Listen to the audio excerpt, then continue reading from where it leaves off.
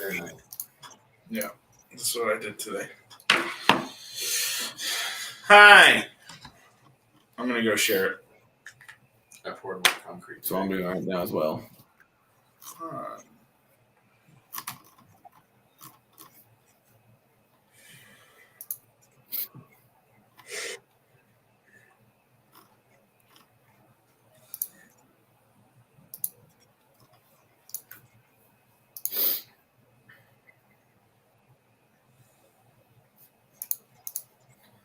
Ooh, we got 3 people already. Shoot.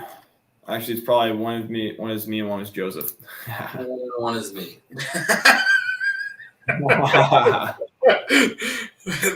They'll be there in a second. On Facebook, it says 5. So, all right, there we go. Wow, that's funny. Where did you share, Joseph? Trevor, it is that late. It is that late. I just shared it publicly. I haven't shared it. Oh, gotcha. Oh man! Everybody wore me out today or over the last weekend, man. I'm just tired.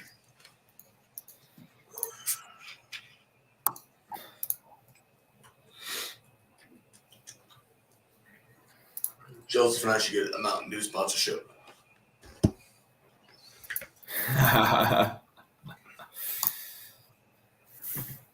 Tastes like chemical vasectomy.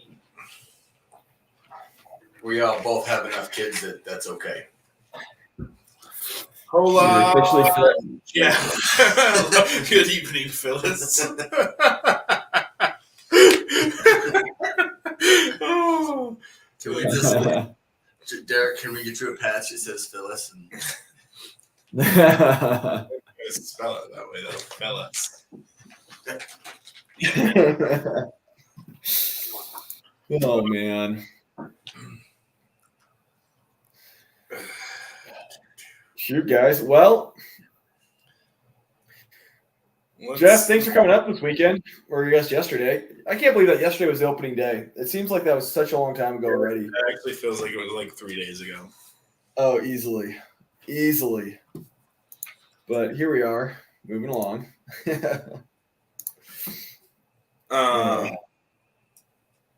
Yeah, we're here.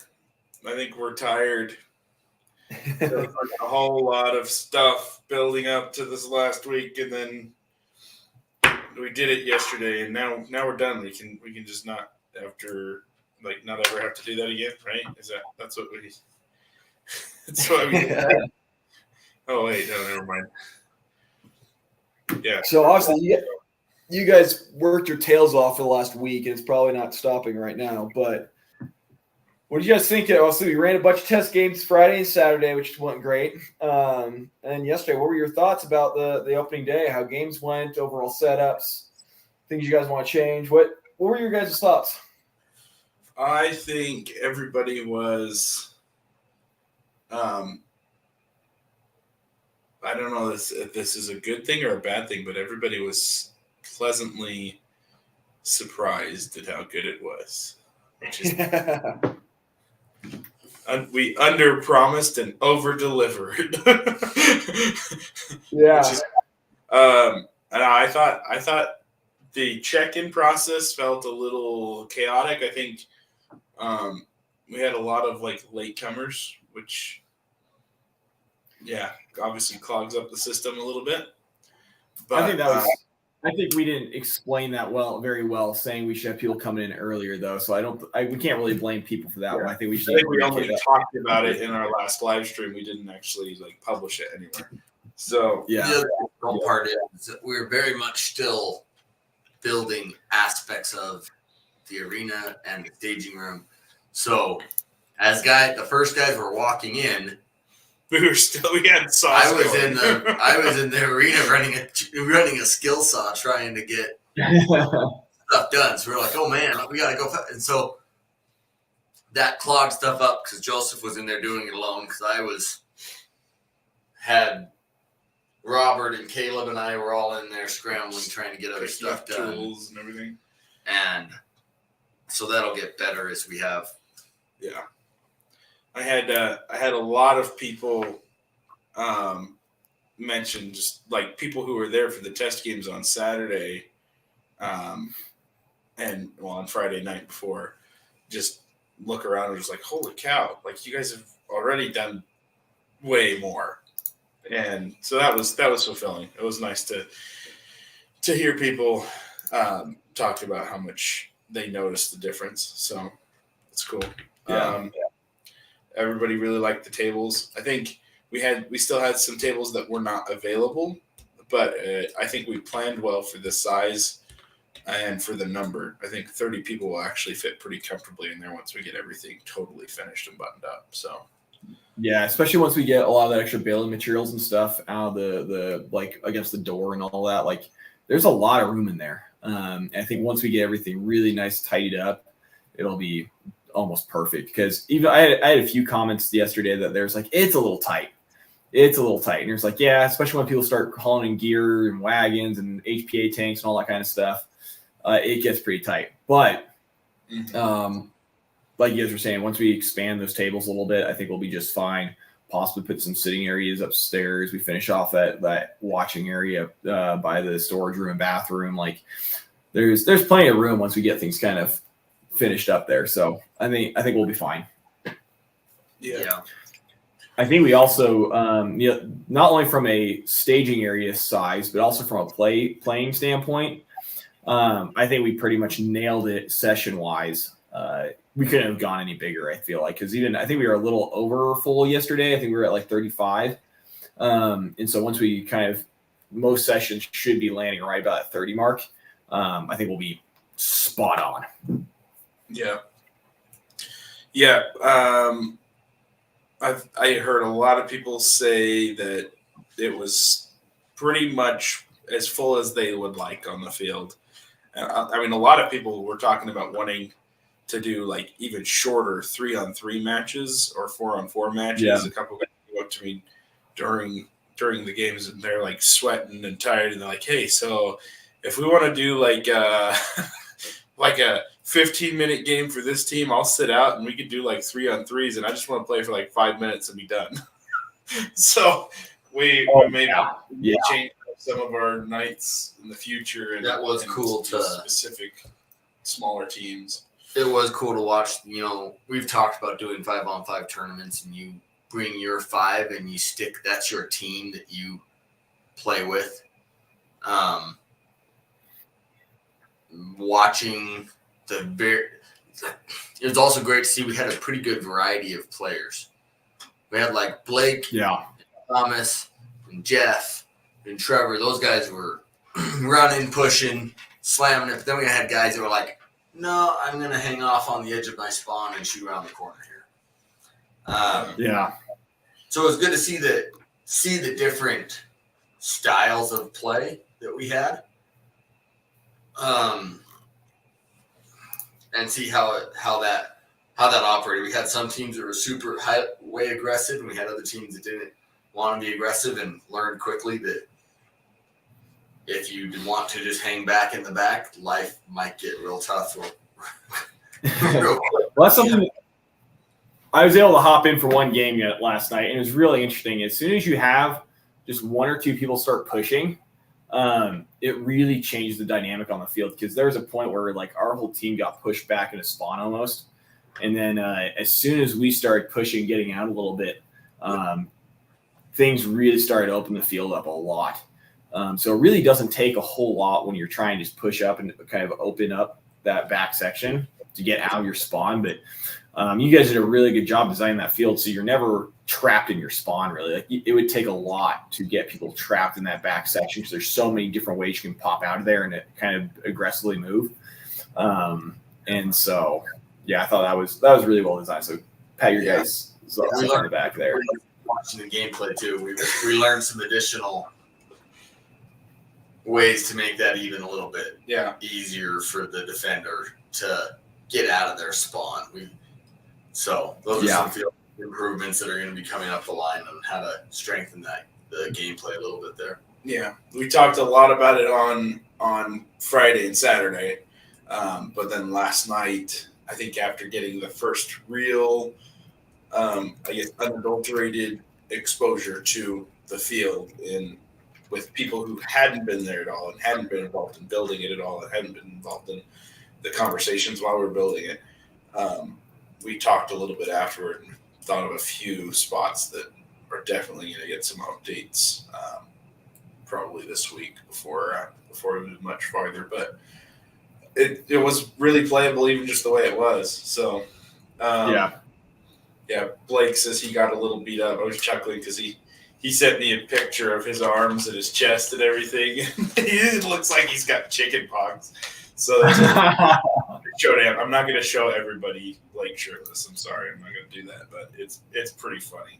Blake definitely took a lot of hits. That was one of the things I really feel like is, I guess, kind of a blessing and a curse, or a pro and a con with this field, is that you can just sit in one spot and play really lazy if you really want to, but you definitely have the most fun if you're willing to just take a few hits and just run.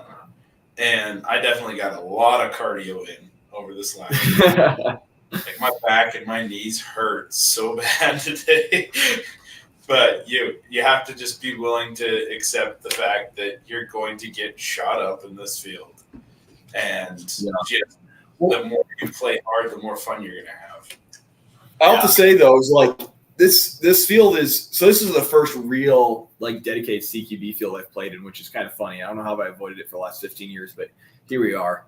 And one big difference between either outdoor play or if you want to go hardcore milsim or whatever, I noticed I get a lot less frustrated in here because, like, your lifespans in these games are so short. What, like 30, 45 seconds if you're absolutely killing it.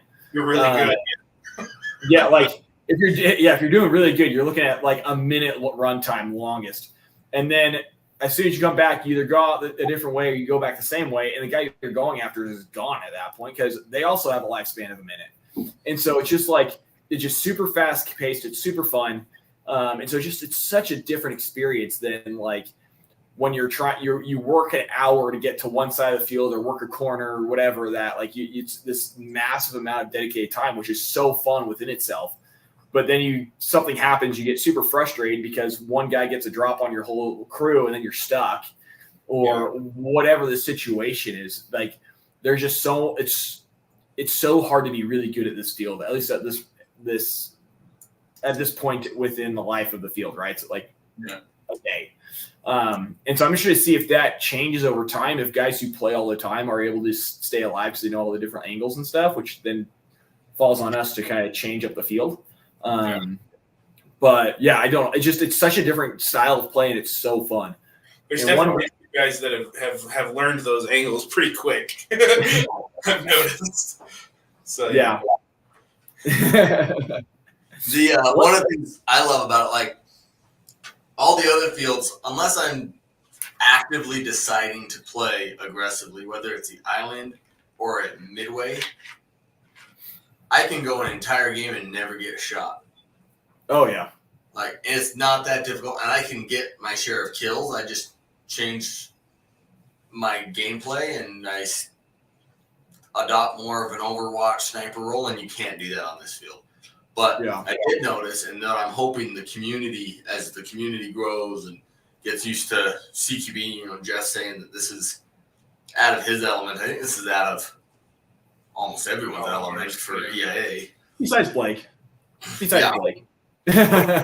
Watching how the guys played when Thomas was on their team or when Blake's on their team, or you throw a couple of higher speed guys in there, guys that are going to push and attack and really get going, watching how the rest of their team then attacks the field with them was actually really cool to watch from a ref position.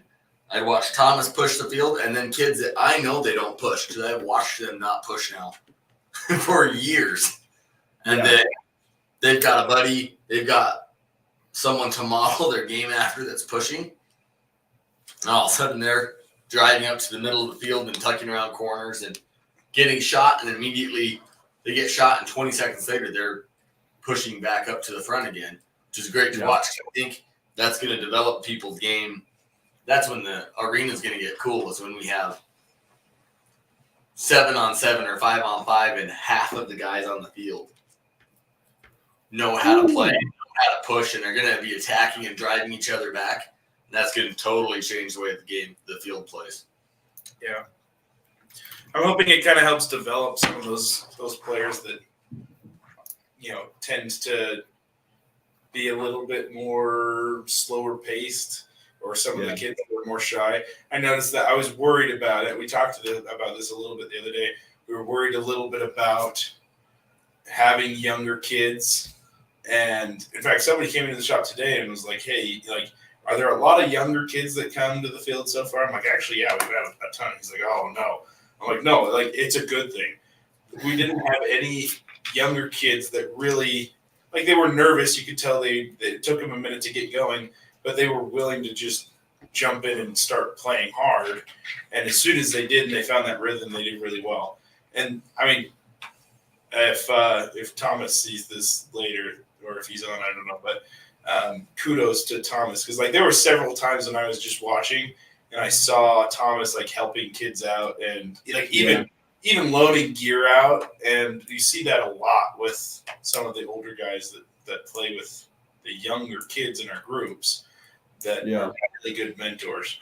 And well, it's great, and that's one of the big things you need to develop a really strong community around a field like this. Is people who are really welcoming. So I know Thomas was the only one. He's the one that we know we can call out, but I know that there's plenty of guys who are helping out the young kids, or anyone who's struggling on the field. Plenty of people were helping out. So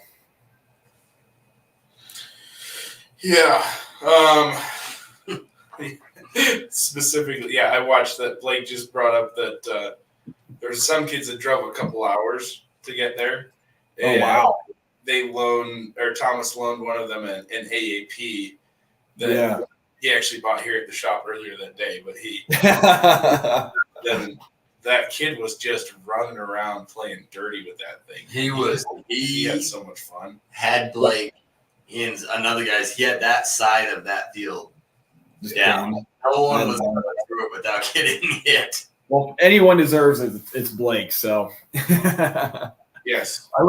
I would love to see us to do some more pistol builds. I know a lot of guys are looking at. Blake recently did a really, really nice pistol build. I think pretty much from the ground up, if I'm correct, Joseph. And I think his performance was incredible. And I'd love to see more pistol games. One, they hurt less because it hurts, I found out yesterday. But there's less FPS behind it, assuming they tune their HPA correctly. And two, I think this is where pistols shine. I would love to do a pistol-only night sometime because I think it'd be so fun. Yeah. Well, just for reference, we'll make your dreams come true, because we had I think we had 3 pistol builds come in through the shop this week. No way.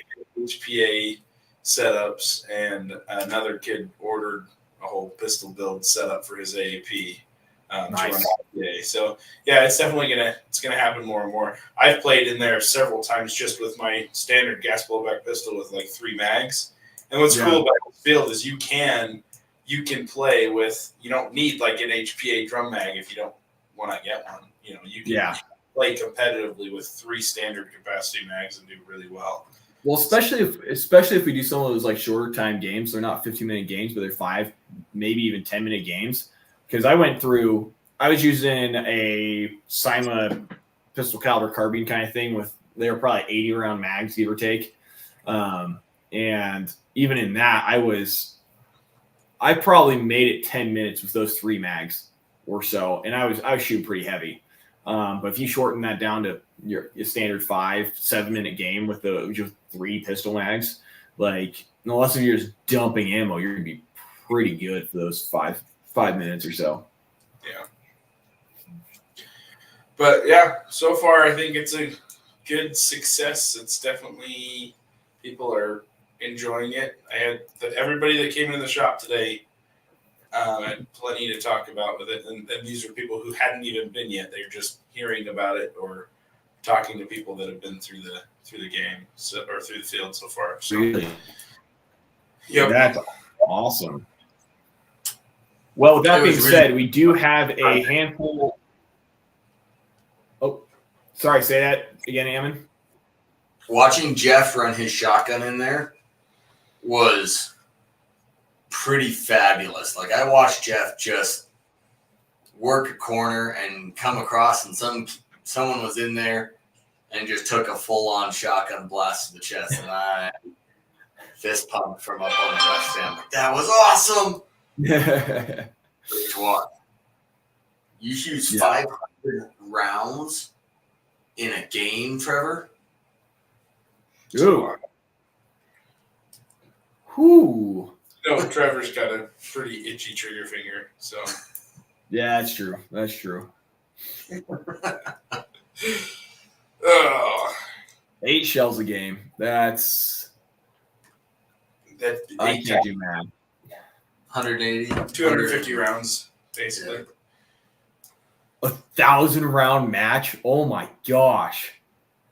I don't think I went through 2 of my pistol caliber mags in a game. I think apparently Blake just likes to shoot the floor. Well, and this is so. Generally, I like hearing people shoot live. I joked around with a couple people last night. I'm like, no, keep shooting. Because, it means we sell more BBs, which is great. For Blake, you definitely need to slow down. Blake pays employee prices for BBs, so he shouldn't be having 1,000-round matches. Everybody else have 1,000-round matches all you want. I don't care. Oh man, that's pretty funny. Oh man. So this week, we've already got people signed up for Thursday. Yeah. Somebody came in the shop earlier and they signed up while I was there for Thursday as well. But yeah, and then I talked to somebody earlier. They called in, asked about a party on Saturday. So we've got basically a 7 that are going to be coming Saturday morning. So if we can get a group that's wanting to come play Saturday morning, they'll have a bunch of rental kids to play against. Together. So yeah, I think it's going great though. People are coming and it's a lot of fun. That's awesome. Yeah, I think we're gonna get pretty busy pretty quick. Ooh, Trevor, good question about CQB stuff or training in general. Right now, we're really focusing on just trying to get the field running.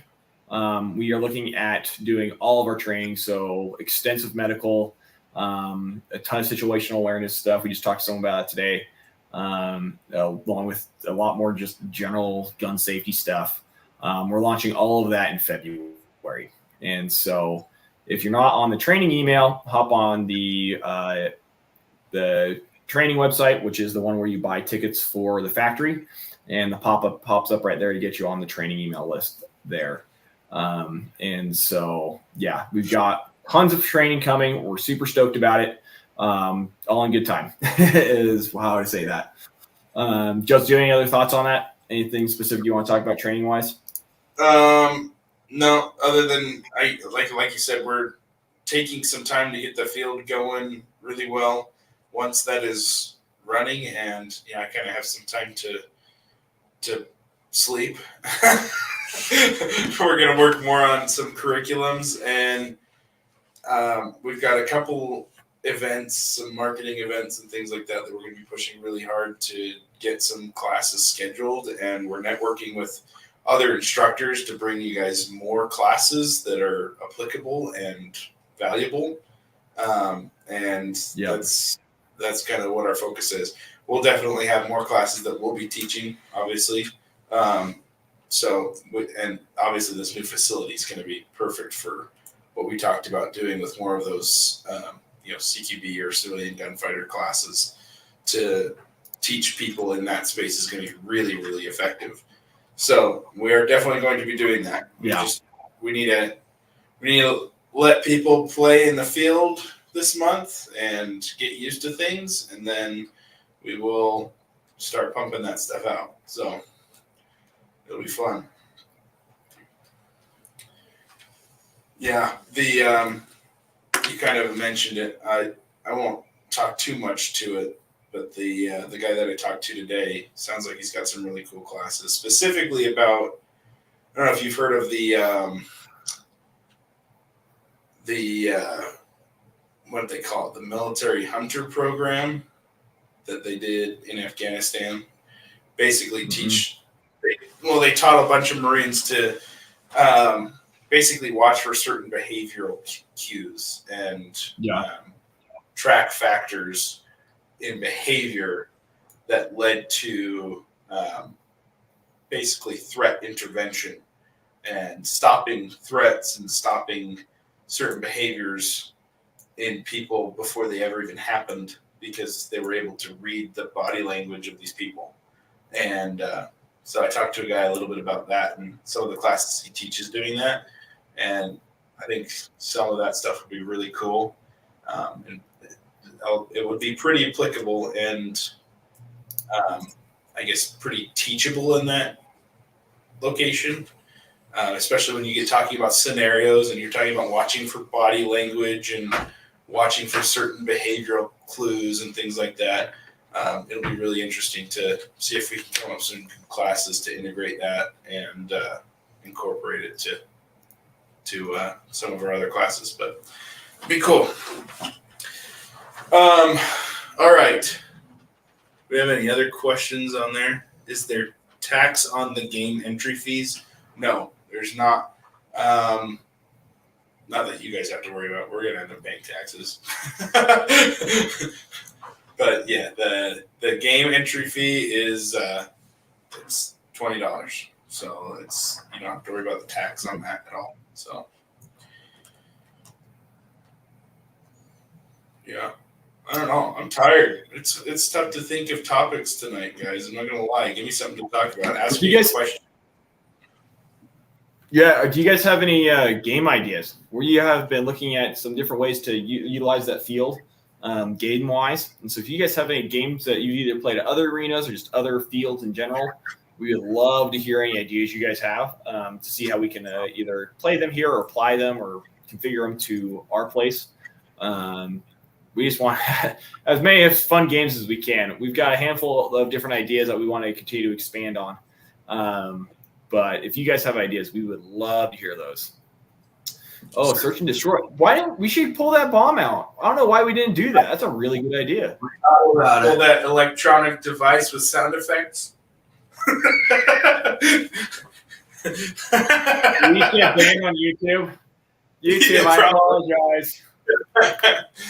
Yeah, we actually have 3 of them, and I just brought them all over to the shop. So we will be using those for sure. So the way those devices work, they've got a computer in them and a little LCD screen.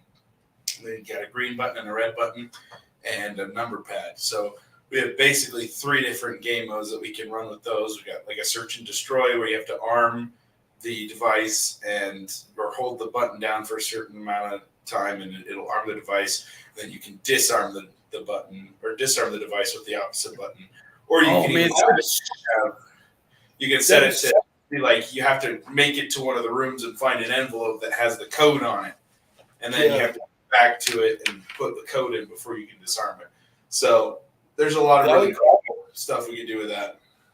That'd be so fun because that arena plays so fast, and so it would take a lot of effort to disarm it or punch a code in. Like it'd be really, really tough. You'd have to have a pretty good coordinated team to hold down lanes. That would be fun. I looked at doing one similar to that one. I'd have to flesh it out, but something about the idea of make it. I don't know if it'll work or not. Seeing how it played, but something like the 2 center rooms. And have 2 things in both those, but in order to get your code, it'd be great if you had to like solve some kind of a freaking puzzle or something. Yeah, that'd be cool. That'd be interesting. You have to if you figure that stuff out, and then it, gives you the code that you need, so that you're not just finding the bomb. You actually have to go do something. Device. You have to go find device. Excuse me. We're so Well, bad. guys, it was good being on YouTube. I don't think we're going to be on much longer. Good on YouTube. Have a good night. The device would yeah, something like that, Jeff. Where the device, I would love it to be something where you had to use your mental faculties beyond airsoft. Like you have to think? Come on, man. just think and Some of do. us don't have those. I would be terrible at this game, but it'd be really entertaining to watch everybody else do the game. I like that Jeff's suggestion with the VIP Protect. That would be cool. We're using diet soda.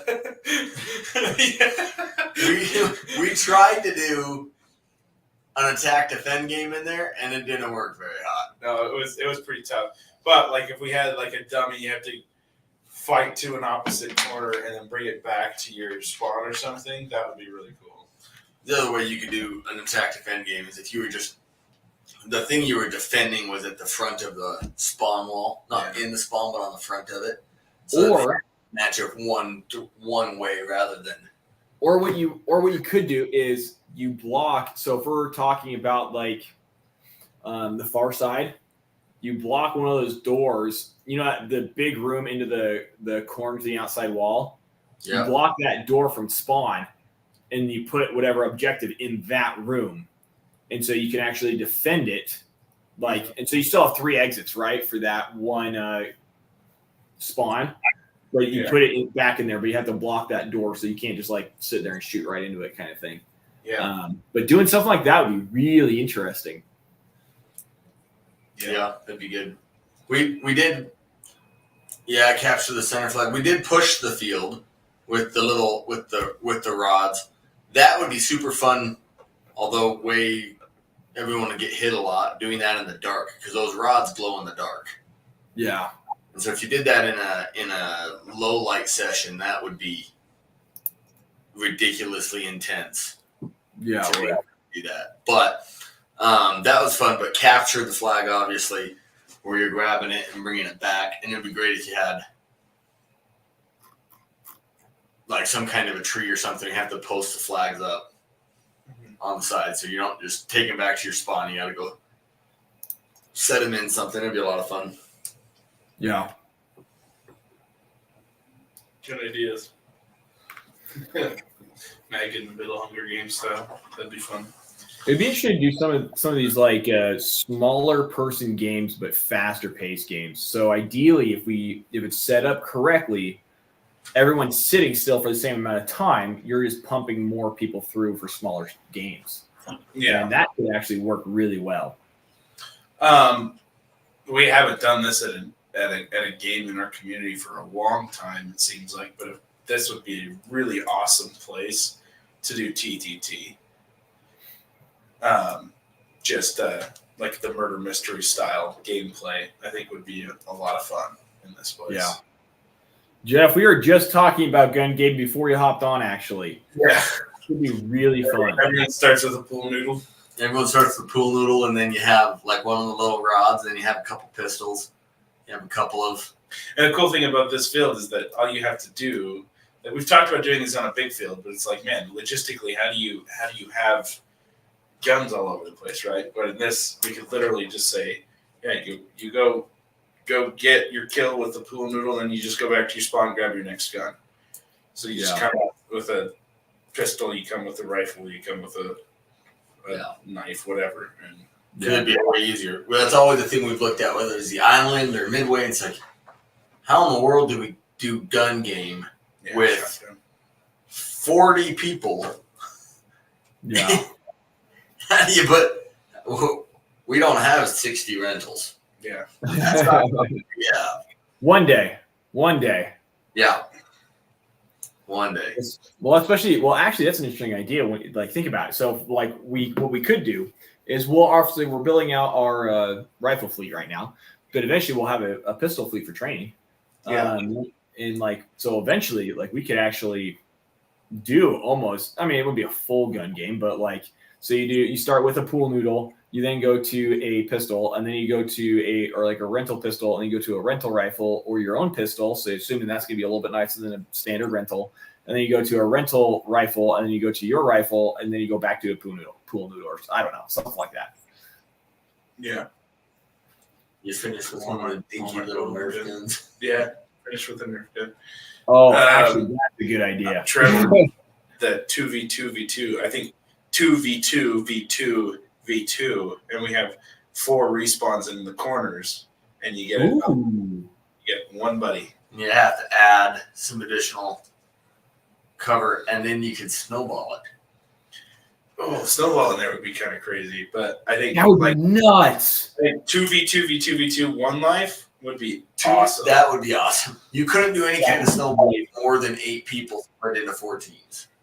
Yeah. But kind of how we've done, started doing capture the flag at Midway, but it was your flag gets captured, you're co-opted onto the other team. Yeah. Yeah, well, that would also be cool, especially to do 2v2v2v2 with gas blowbacks. Yeah. Yes. So you have limited your 30 rounds. Yeah. Yeah. If you're gonna go be Blake and blow 1,000 rounds down there, you're in a Accuracy world by volume of trouble. You're gonna have to actually focus on what the crap you're shooting at. I really want to do gas blowback rifles. I think that would be so fun. We'll have to. We should definitely be like a learning process for us because, like, so Blake just got one of the new CGS rifles. Yeah. Very nice. But it also came in shooting at like 365, so it's like barely over. Yeah. So we're just like we've gotten with the HPA stuff. We've become familiar with how all that stuff works and what parts we need to switch out to do certain things. We're going to have to do the same thing with gas blowbacks as we kind of grow into that realm and really figure out what parts we need to have available for people if they want to buy a CGS. Okay, well, you're going to have to buy this valve kit, or you're going to have to buy this NPAS system to be able to bring your FPS down. Yeah. In order to work. So we'll figure that stuff out, but yeah, that would be way fun. Yeah, I think a zombie survival thing would be a blast. Lights out zombie survival. Juggernaut, yeah. Only the Juggernaut gets to use full auto. Oof. Oh, man. No, it's got to be like a Juggernaut with a lightsaber or something. I don't know. Little. Yeah. Thor's hammer. Thor's hammer, yeah. Oh, man. No, good ideas. By the way, we are keeping notes. We are writing ideas down, so that'll be awesome. Of course, you have a Thor's hammer, Jeff. We had the Stormbreaker axe in here for a little bit, but it sold. Thank goodness. Yeah. Gosh. Those are awesome, guys. It gives us a huge step up on planning wise. Yeah. I'm not sure if Joseph and I and Derek's, all of us have our lack of sleep over the last week that has stunted our ability to think of game modes. But this was super helpful. Super helpful. Oh, he has a Sith lightsaber. I've got a few. We could do a lightsaber night, Jeff. Come up and film again. We'll do lightsaber night. It'd be fun. Oh man. You gotta use lightsabers and block my tracers. Let's do it. Okay, you just gotta drop your FPS to like 180, and I could probably do it. No, not a chance. Maybe from across the arena, maybe. That's what I'm saying. At max distance. Actually, that would be kind of fun to mess around We with. did a Halloween game at Redneck Paintball one year, and I'm not kidding. I got fairly good at blocking BBs with that lightsaber. It was pretty cool. I can remember one of my first EIA events. It was one of Jagger's I think Jagger had planted. It was at the island, and Jagger caught a BB in his hand. Yeah. He caught a tracer coming at him. He reached out and grabbed it. I was like, it doesn't count. There's no hit calling required. I have tried it now like 5 times, and all I get is a sore hand. It hasn't Let's put it worked. this way. Dodgeball's rules apply if you catch a BB. Yeah, exactly. Jagger's kind of a ninja, so I have done Roman candles versus lightsabers before. That was fun. Not in there, Trevor. We're not doing fireworks in the factory for legal reasons. I'm gonna say ever. Oh my gosh. Oh man. We are okay. We're gonna tease this. This is gonna start first or probably last week of December, first week of January. We're figuring out the last few details here. Talking about doing monthly passes. We're really close. We're really close on getting all that back end stuff figured out. We're new to all of this kind of stuff, and so it's just taking a minute to get all of our systems built. But we will be selling. They'll either be the last week of December or first week of January, depending on how things kind of play out. But probably leaning towards the last week of December is when those will be on sale. Yeah, that would be cool. Save you guys some money and get you to come out. Yeah. So, it's a win-win. You win, we win. Yeah. It'll be super fun, though. Super fun. So now that you guys have all seen it as well, we've talked about moving the pistol and carbine competitions over to the factory and starting those back up. I would love to do that with snipers in there. Yes. That'd be so fun. Across the night, we're about 93, but if you were up on the top, kind of up there, and then the targets were down on the far side, and some of them had windows and stuff where you have to shoot through the window and then 5 feet, 10 feet beyond the window and then hit a 2-inch target. Yep. That'd be fun. I'm terrible at sniping, but I will get better because that sounds like a lot of fun. Oh, that sounds so fun. So fun. That and it gives everyone who's got a little bit longer range stuff that they can't use right now. It gives them an outlet for it. Well, Jeff will totally come up for that, right, Jeff? If you're still on. If it's just shooting targets too, then we don't have to be so strict with our 350 FPS regulations. Yeah. You can shoot a higher FPS at a target, but I think having a sniper bracket for competitions and doing like an SPR bracket or DMR bracket, I would love doing that with my red line. Oh yeah, that'd be a blast. Of course, we have to bring up the HPA. So fun. Hey, this is so all I got to do is bump up my regulator a little bit more and get some more pressure behind that high volume barrel. Just smack targets at range, man. Jory, that is a good question. Will monthly passes count towards outdoor fields or just the factory? That's I had not even considered that yet. Yeah. I won't make a decision tonight. But that will be clarified. So thank you for asking you. Yeah. We'll have to talk about that. That'd be interesting. I mean, theoretically, they're all the same price, but also we have different ticketing systems for each of those. So we'll have to figure that out. Yeah. Yeah, that's a good question. But we'll figure that one out for sure. Well, guys, is there anything else you want to go over? Any other questions last minute? We got some really good game ideas I'm super stoked about that we can play around with. Jeff, you're going to go off the island. You need to get out there, dude. You really do. Jeff, you're going to love the island. You're going to love Midway. Yeah. I just have to say, pretty awesome.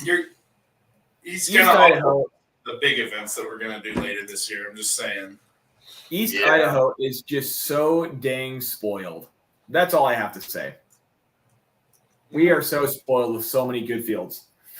Back in my day, we had like Yeah. 3 we played it regularly, and none of them were always available. Oh man! Hi, Red. Red uses his wife's account. It's okay. That explains a lot. Yeah, I'm super excited. I've started planning summer events Shoot. for now. Let me rephrase it. When I say I've started planning it, I've started contacting the people that need to be contacted. I've started to develop some of the ideas. It's about as far as it's gone. I don't know about as far as it's gone. It's been a very long week. About as far as it's gone so far. But That's awesome, though. That's good. a lot of things where we want to do overnight events. You have to defend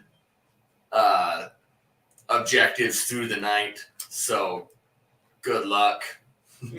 Like, you're going to have to post guards and sentries. And if you don't, even if you do, I'm going to try my best to sneak past them and do and steal your flag. Yeah. So, where I'm excited for. I think it's going to be a lot of fun. Ooh, EG67 news. I have heard nothing.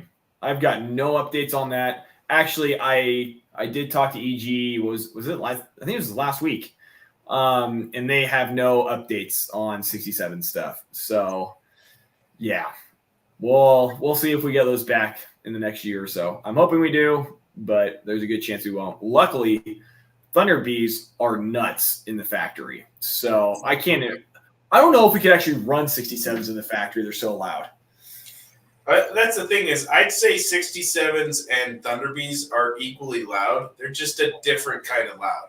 The Thunderbees are almost like there's so much pressure, and it's like you get that feeling like it's a massive pressure wave every time a Thunderbee goes off. But when the EG67s go off, it's like, I mean, it's a firework basically. It's a crack boom rather than a big thumpy boom. But yeah, the Thunderbees sound amazing in there. That's why we have on our ROE at the bottom of the page that hearing protection is strongly recommended because they're loud. They're awesome. That was the hardest thing for me because we don't have our catwalk built yet. So I'm balancing up there to ref on those 2x6s stretched across, and I can't step off in any direction or I fall off. And I had an EG67 go off directly underneath me that I didn't know had been thrown, and I about fell off and broke my neck because I was so scared. It scared the crap out of me. Yeah. We will keep you guys updated though with the 67s.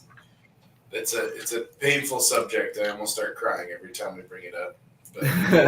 But we want him back as much as you do, and we will get him ordered in as soon as we can.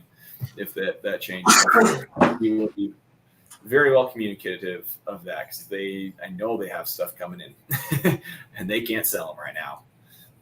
Yeah. All right, guys, should we wrap things up for the night? Yeah, I'm tired. Well, guys, reminder, we've got 3 sessions that are open to play on Saturday at the factory, as well as Thursday that's getting filled up right now, and Friday. So 5 different games to play this weekend. And so let's get those filled up. It's going to be a good time. We'll try some of these new games this week. Wednesday's open too. So, yeah, because we are doing Wednesday this week. Wednesday's open as well. So we are we'll get moving, guys. We're excited to have this place open and excited to see you guys come in and play. Other than that, guys, anything else? No. Nope. All right. Well, we will talk to you guys next week.